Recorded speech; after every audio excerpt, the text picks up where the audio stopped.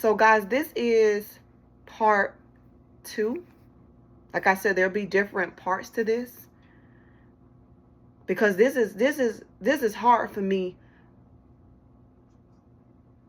but God made it easier because I'm glad he healed me before I had to come onto this channel and onto this recording and tell you guys and tell the whole world this is embarrassing. This is a lot for me, but I'm doing it because it is going to help somebody else.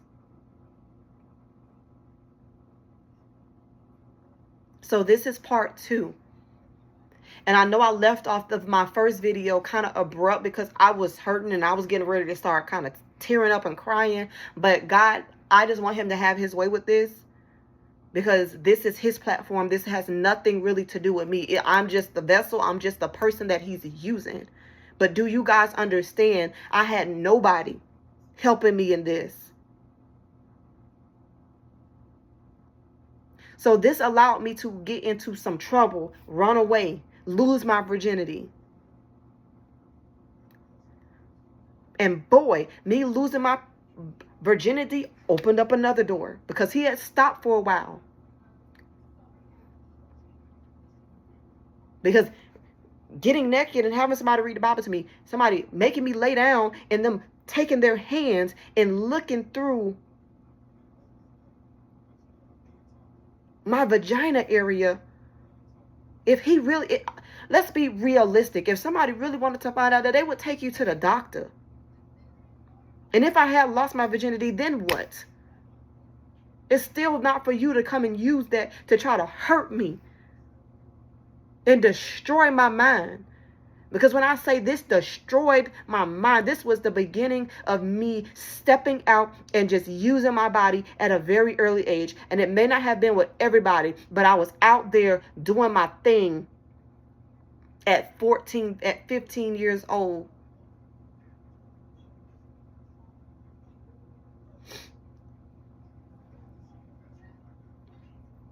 And it gets worse, because this next part, it gets worse.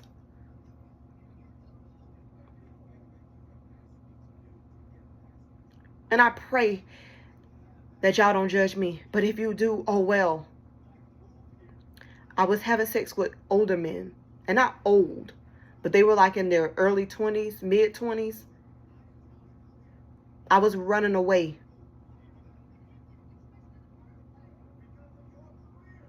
But before I get into me running away, I want to share with you this next part of how the devil just used my father in such a nasty way.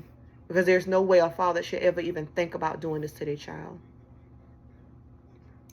So, how I lost my virginity, me and my sister ran away because we were just tired of being in that atmosphere and in that. And so we ended up running away together. I ended up coming back, but by then I had lost my virginity to a guy named Terrence Moore.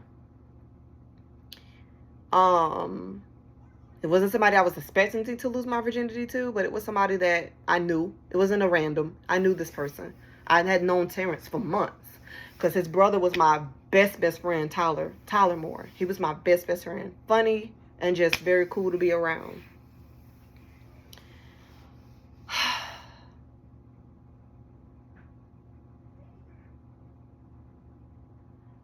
When I got caught, got caught, because I eventually came home after I got caught, but I told this story to one person, and her name, she's dead and gone now, and God rest her soul, because she was one of my best friends that I ran the streets with. Her name was Kia.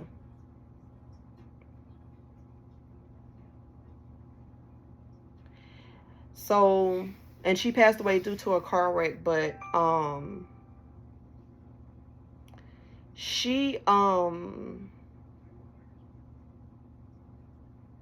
who I ran away to, and I told her my story and told her mom what happened, and they was like, well, we're not making you leave, and we will get the police involved, and if we have to take you in, because her parents had money.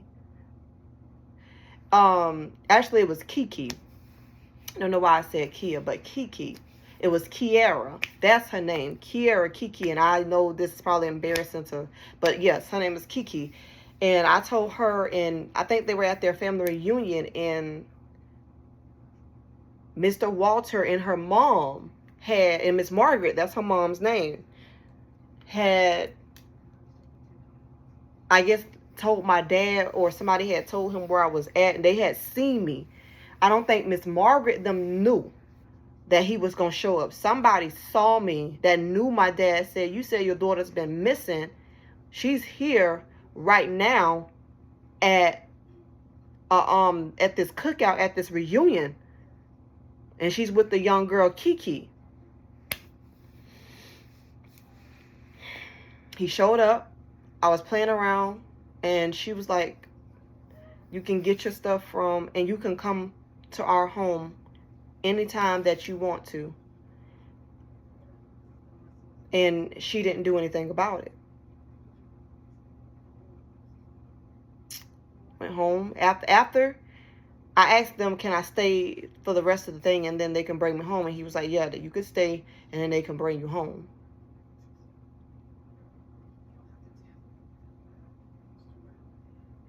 Went home. He didn't know I wasn't a virgin then. He didn't. He didn't know I wasn't a virgin.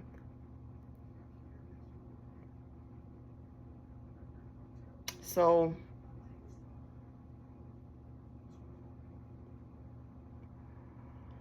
long story short, remember I said me and my sister Tiara had ran away. They finally caught up with Tiara. She ended up coming home. She ended up telling my family that I lost my virginity and got back to my dad. He didn't do anything about it then. Now,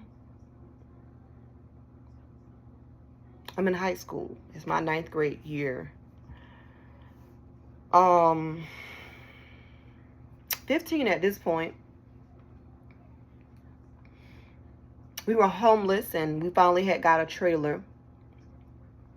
And I had my own room. My sister had her own, room, because it was just me and the oldest sister that I knew of, and then he had his room. And eventually, I was seeing a boy that was in 11th or 12th grade. I had met him on the bus, because I was riding the bus at that time. And so I didn't know at the time he had a girlfriend named Tara. And so it's funny now, but it wasn't funny then. So I was going, him and his mama stayed in a little apartment across the highway. We stayed in like this double wide nice trailer, and like across the street, because that's where we would get on the bus. Like I would have to go across the street and make sure I'm over there in time to catch the bus. And so like he used to always play with me, and it's like one day we met up and we started having sexual intercourse. Like we would do it like every morning before school. And he was like, make sure you come over here at this such and such time. And then we would catch the bus together. And I was like, you want me to go first, or you don't want? He was like, nah, we just gonna catch the bus together. Like, no, nobody gotta know what we got going on. Found out he was with a girl. So I lied and told girls that I knew cared about me, that would have my back, that I was pregnant, knowing that I didn't even know, and knowing that I wasn't pregnant. So I ended up, the girls came back, they ended up approaching him and didn't know his girlfriend was right there. It became a rumor that she might be pregnant from, this guy. And then his girlfriend and him, they wanted to have a conversation. And then it got back to his mom. And so his mom went to asking around, like, who is this young lady named Khadijah? And they're saying that she's pregnant. So eventually it got to Dawanya, which is my dad on and off kind of girlfriend. It got back to her. It was a mention that this parent wanted to speak to you. They spoke, came to the house, and he came, and it was just like, oh my God. And she was like, I don't need rumors. You know, she kind of went in on me like, Mom went in because she was like, I raised my son alone. And I told him he need to finish school. He plays football and he got to get a scholarship and he got to da-da-da-da. And then my dad broke down all of that.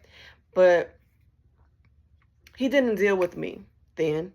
He waited some days. He actually spoke to his then off and on girlfriend, Tawanya, because she stayed in a nice trailer thing, like around like the corner from us, like a kind of around the corner and then straight on. Like she was in the front when you first come into the entrance. And I was there and he was there, and she told him, do not whoop her, because it's not going to change anything now. All you can do is have a real conversation with her and keep on going. Like, don't whoop her. It's not going to solve anything. Even if you whoop her today, she's done had sex already. So, you know, when people tell you, once you have sex, you're going to want to have sex over and over and over and over and over again. Okay.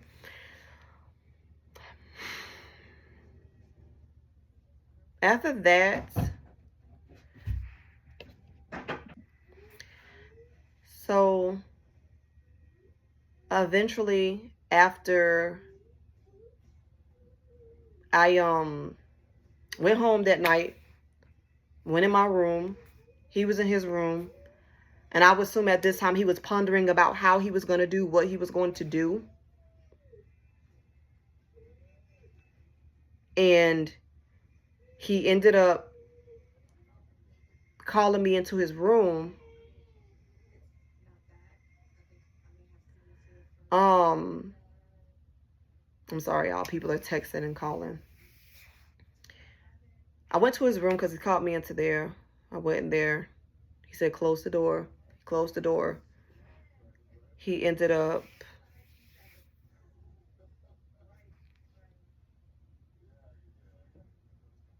saying to me, I can whoop you. But he kind of manipulated me by saying, like, you have a choice. And what would you do to not get a whooping? That was his question. I'll never forget that. He said, what would you do to not get a whooping? And I said, anything. I don't want to get a whooping because I'm scared. I'm 15 now. He said, what would you do?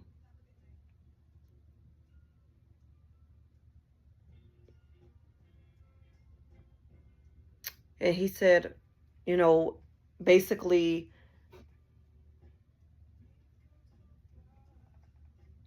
that if, you know, if I could, you know, if you lay down and, you know, let me, then I will, you know, let me, you know, basically have sex with you. You won't get no whooping.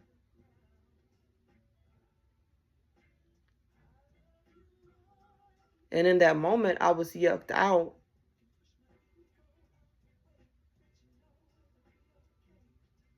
And I think he figured because I had already had sex that I would like it, because during the process of him sticking and moving to me,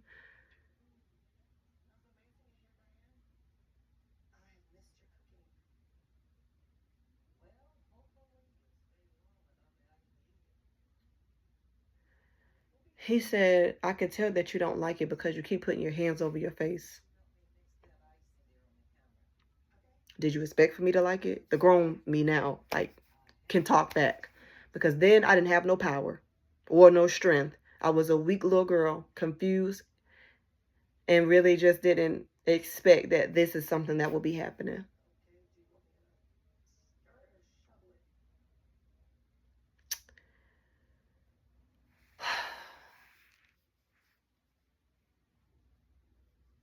Lo and behold, that was the first night that my dad actually stuck his private area into my private area.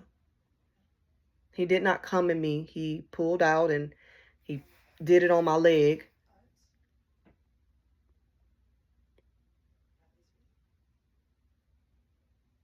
So then I guess after the first time I went in my room, I cried. I went in my room and I cried like a baby. And then I felt like I had leverage over him. And I told him, like, I need a phone. Like, I need a phone to be able to communicate with my friends and to have a life. I need, stuff for school and money and stuff like that. And my dad, he asked me, he told me, he didn't even ask. He said, at this point,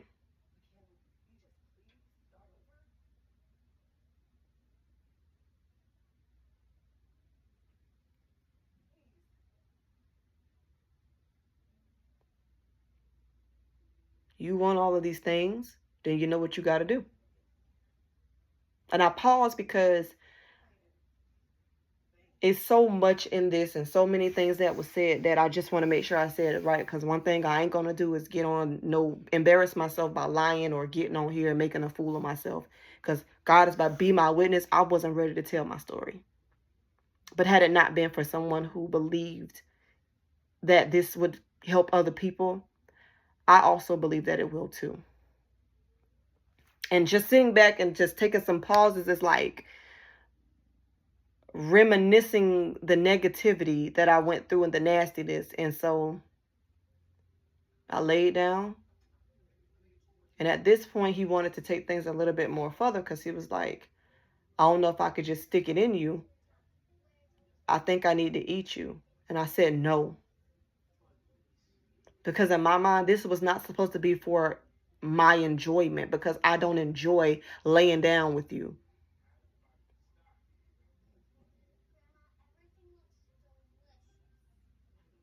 Even if I wasn't your daughter, I wouldn't enjoy laying down with you. You 3 times my age.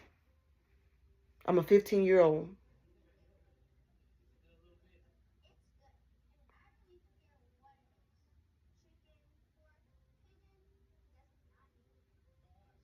And I had lost all hope, y'all. I ain't believe in God no more. God didn't make me a factor. He wasn't a factor to me. He wasn't a factor to me because you wouldn't have let that happen. You allowed me to be abused mentally.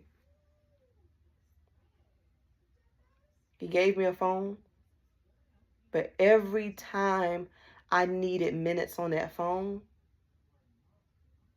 I could text all day, but to talk, you couldn't. On those phones, you couldn't talk until after 10 o'clock, after 9. After 9, then your phone calls are unlimited. I don't know if y'all, that's old school to some of y'all who young, but people who remember that there were like little phones to where you could talk, you could text all day, but you couldn't talk to anybody like that until after 9 o'clock. Then after 9 o'clock, your phone is unlimited. It's unlimited. Until I think about maybe between 3 and 6 in the morning, then it stops.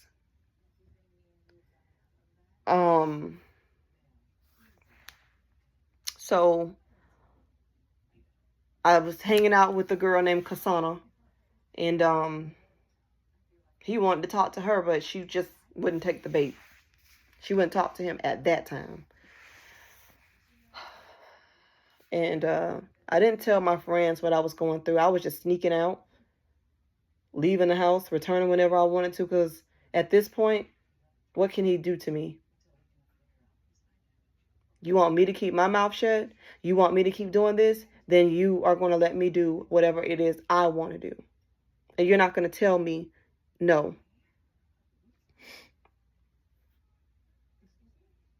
I started getting with the program.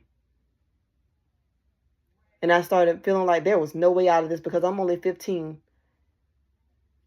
I got 3 more years before I can get away.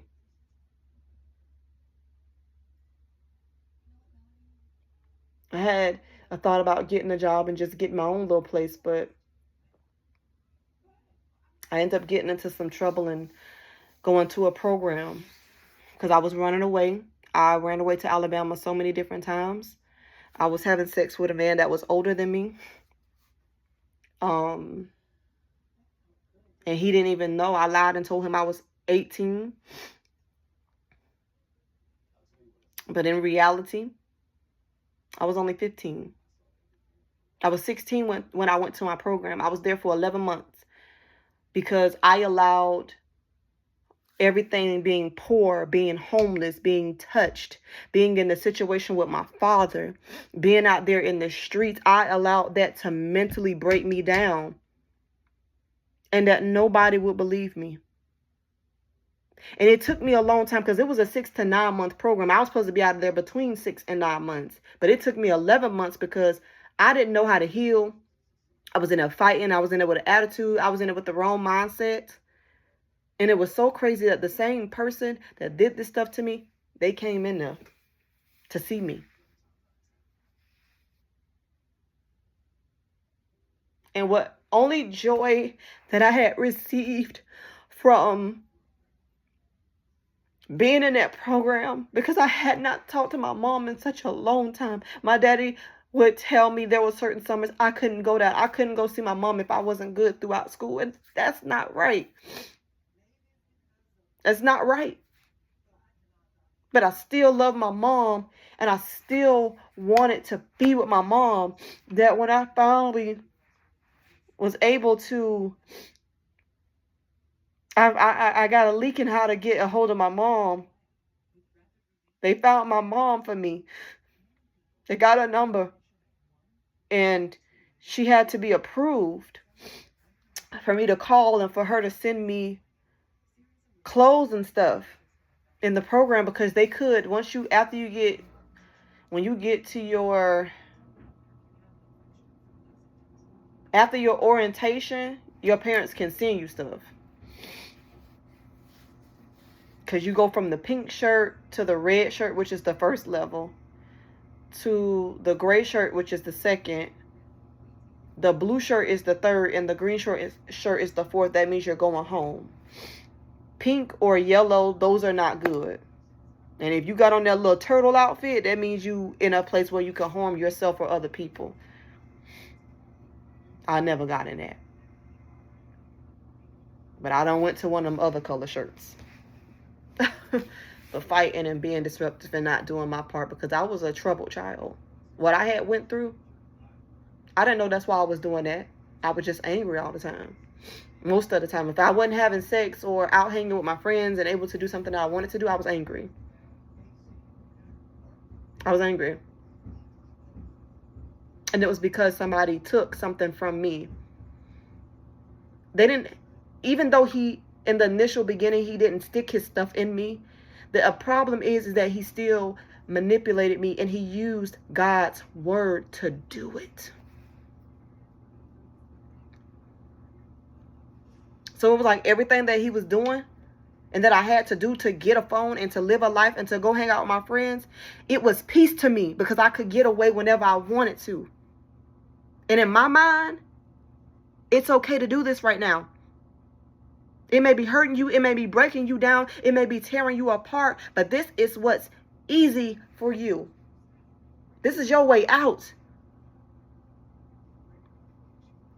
All you got is 3 more years of doing this, but not knowing that I was going to, God, even though I know going to that, me at the time going to that program was hurting me. And I was like, I don't want to be here. And this is like, y'all hate me and y'all sending me here, going to juvenile, to DJJ, to the detention center and all that stuff like that.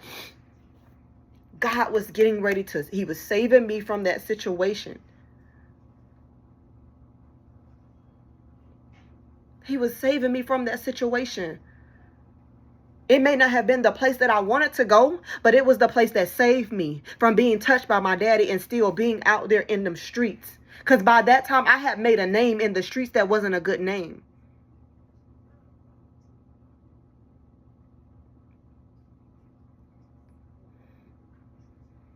And it was my time to heal and get the help that I needed to get while I was in that 6 to 9 program. But I didn't have a relationship with God. I didn't understand that's what God was doing in my life. I thought God hated me, remember? But I was still sort of kind of pray to him at that time. And I cried to my daddy when he came to see me in that program. It's called Joanne Bridges Academy. That was the name of it. It's in Florida. I think more so in North Florida. Because so many girls was there. There was girls from Pensacola, because Pensacola is right by Milton, Florida, where I told you I was raised at with my father, with my dad. There were girls from Jacksonville, Tallahassee, Panama. Yeah.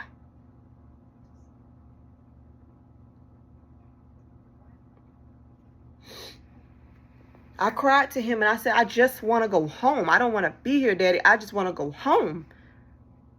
I don't even know how I had the audacity to cry to somebody who actually helped put me in that predicament, because I didn't do it myself. I blame me, but it came from years of hurt and pain, of being touched.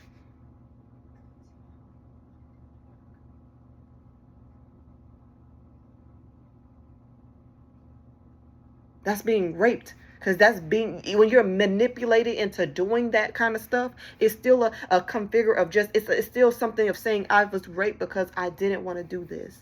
I was manipulated into having sex with my father. And if I didn't have a title, I got one now. Y'all, this broke me and this hurt me and it damaged a long parts of my life.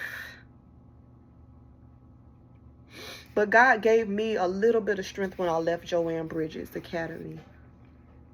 My dad had moved out of that double wide trailer. And he had an apartment. I didn't know where I was going to start. I didn't have no clothes. Because when they moved out of that trailer, they didn't bring none of my clothes. And I probably wouldn't have been able to fit them anyway. All I had was the 2 outfits that I had from Joanne Bridges, because in Joanne Bridges, they once you get on a certain level, you can go out to certain like church events. And we went to a church, and then we went to like a Bales or something and went shopping. So I was a hot mess and didn't really have all the clue of why. I just was so damaged.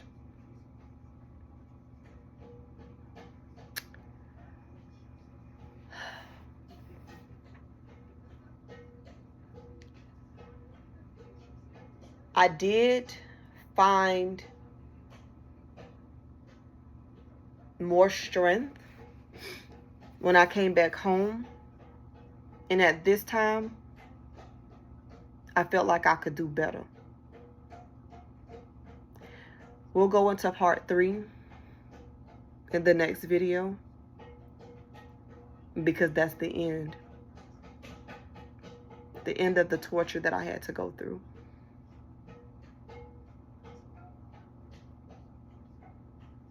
So I'm going to end this one, and I'll see y'all in the next video. Thank you.